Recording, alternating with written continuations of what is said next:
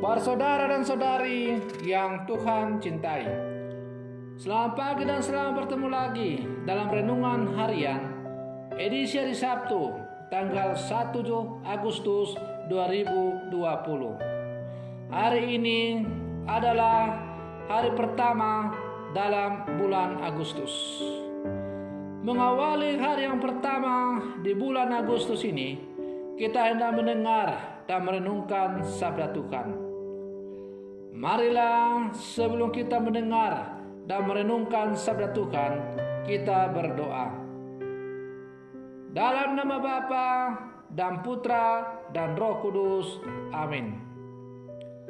Allah Bapa penyelamat umat manusia, Engkau selalu membangkitkan tokoh-tokoh agung untuk menyegarkan semangat gerejamu. Semoga kami ikuti jejak Santo Alfonsus Maria dan giat mengusahakan keselamatan sesama agar kami pantas memperoleh ganjaran di surga. Demi Yesus Kristus Putramu, Tuhan dan pengantara kami, yang bersama Dikau dalam persatuan Roh Kudus, hidup dan berkuasa Allah sepanjang segala masa. Amin. Para saudara dan saudari yang Tuhan cintai, hari ini tanggal 1 Agustus, gereja merayakan peringatan wajib Santo Alfonsus Maria de Liguori. Sabda Tuhan yang hendak kita dengar dan kita renungkan bersama diambil dari Injil Matius pasal 14 ayat 1 sampai 12. Tuhan sertamu. Inilah Injil Tuhan kita Yesus Kristus menurut Santo Matius. Sekali peristiwa, sampailah berita tentang Yesus kepada Herodes, raja wilayah. Maka ia berkata kepada pegawai-pegawainya, "Inilah Yohanes Pembaptis. Ia sudah bangkit dari antara orang mati, dan itulah sebabnya kuasa-kuasa itu bekerja di dalamnya." Sebab memang Herodes telah menyuruh menangkap Yohanes, membelenggu dan memenjarakannya.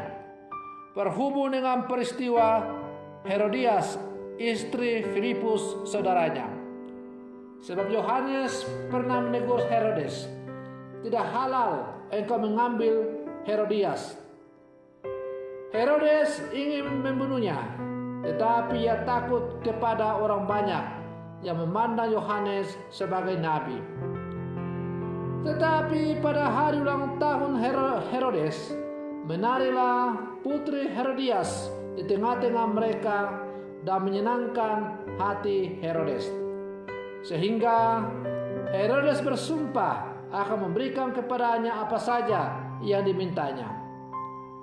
Maka setelah dihasut oleh ibunya, putri itu berkata, "Berikanlah kepada aku di sini kepala Herodes Pembaptis di sebuah talam." Lalu sedihlah hati raja. Tetapi karena sumpahnya dan karena tamu-tamunya, diperintahkannya juga untuk memberikannya. Disuruhnya orang memenggal kepala Yohanes di penjara dan membawanya di sebuah talam. Lalu diberikannya kepada putri Herodias, dan putri Herodias membawanya kepada ibunya. Kemudian datanglah murid-murid Yohanes Pembaptis, mengambil jenazah itu dan menguburkannya. Lalu pergilah mereka memberitahu Yesus. Demikianlah Injil Tuhan. Para saudara dan saudari yang Tuhan cintai, Nabi adalah penyambung lidah Allah. Ia seorang pribadi yang diutus oleh Allah untuk menyampaikan pesan dan sabdanya kepada umat manusia. Sebagai nabi, ia mewartakan kebenaran dan keadilan, walau harus mengorbankan hidup dan nyawanya demi kebenaran ilahi yang disampaikan oleh Allah kepada dia. Bertindak sebagai nabi berarti pula berani mengkritisi ketimpangan dalam hidup bersama berani melawan kepalsuan dan praktik ketidakadilan, serta berani menyuarakan kebenaran meskipun harus berhadapan dengan para penguasa, dan ada kemungkinan akan mengalami risiko yang sungguh luar biasa. Maka dalam bacaan Injil yang kita dengar hari ini, Matius mengetengahkan tindakan kenabian dalam diri Yohanes Pembaptis dengan konsekuensi kemartiran yang amat tragis. Ia dipenggal kepalanya. Yohanes berani menempuh jalan risiko yang sangat besar dengan menegur Raja Herodes yang mengambil Herodias, istri Filipus saudaranya. Sebagai seorang utusan Allah, Yohanes tidak tinggal diam melihat ketidakadilan yang terjadi, meskipun itu dilakukan oleh penguasa, yaitu seorang raja. Ia tidak takut sekalipun harus kehilangan nyawa. Para saudara dan saudari yang Tuhan cintai, suara dan tindakan kenabian sebagaimana ditunjukkan oleh Yohanes Pembaptis tetap aktual di tengah dunia dewasa ini. Beriman berarti percaya kepada Tuhan dan menghidupi ajarannya dalam setiap perjalanan hidup kita. Sikap dan tindakan beriman dinyatakan dalam tugas dan tanggung jawab keseharian, terungkap dalam kebaikan, kepedulian terhadap sesama yang menderita, saling mengasihi, dan bersama membangun hidup yang baik dan harmonis. Dan juga tidak ketinggalan berani menyuarakan ketidakadilan yang menimpa masyarakat atau orang-orang kecil dalam kehidupan sehari-hari. Para saudara dan saudari yang Tuhan cintai, dalam hidup bersama, identitas dan penghayatan iman acap kali berbenturan dengan berbagai persoalan-persoalan, keragaman, perbedaan ideologi atau politik, konflik kepentingan, klaim kebenaran diri maupun kelompok, dan lain-lain sebagainya. Bahkan tidak jarang karena perbedaan-perbedaan itu lalu orang saling menyingkirkan, saling membunuh satu sama lain demi untuk mempertahankan ideologi yang ia anut, sehingga muncullah ideologi harga mati dalam semboyan-semboyan. Sebagai murid Yesus atau kumpulan orang-orang yang percaya, kita tidak mendukung ideologi harga mati, tetapi kita mendukung ideologi hidup sebagaimana yang diajarkan oleh Yesus.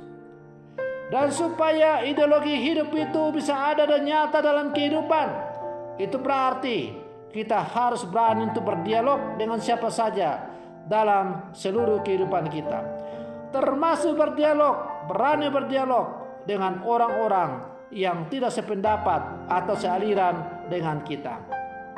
Para saudara dan saudari yang Tuhan cintai, sebagai murid-murid Yesus yang hidup di zaman sekarang, orang-orang Katolik tidak boleh bungkam dan membiarkan berbagai ketidakadilan yang terjadi dalam kehidupan bersama.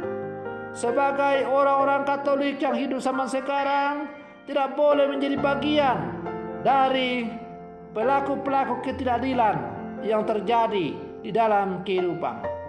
Sebagai orang-orang Katolik, kita dipanggil dan diutus untuk mewartakan damai, mewartakan kasih, mewartakan cinta kepada sesama. Siapapun yang kita hadapi, kita temui dalam seluruh kehidupan kita.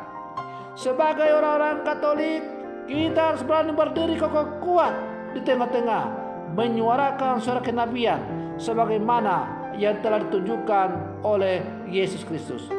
Meskipun untuk itu ada kemungkinan kita dibenci, kita disingkirkan, maka mungkin kita akan kehilangan nyawa karena kebenaran yang kita tegakkan itu. Tetapi sebagai murid Yesus, kita tidak boleh takut dan pantang mundur hanya karena ancaman-ancaman semacam itu. Bagi orang Katolik yang hidup zaman sekarang, harus berani untuk berdiri kokoh kuat karena Yesus selalu berjalan bersama dengan kita. Para saudara dan saudari yang Tuhan cintai, semoga permenungan saya di pagi hari ini untuk mengawali hari yang pertama di bulan Agustus ini semakin menyadarkan kita sebagai orang-orang Katolik, murid Yesus yang hidup zaman sekarang, untuk selalu berdiri kokoh teguh menjadi nabi-nabi Kristus yang selalu berdiri kokoh kuat menyuarakan kebenaran sebagaimana yang dituntut dari seorang nabi atau utusan. Semoga demikian. Selamat pagi. Tuhan Yesus memberkati.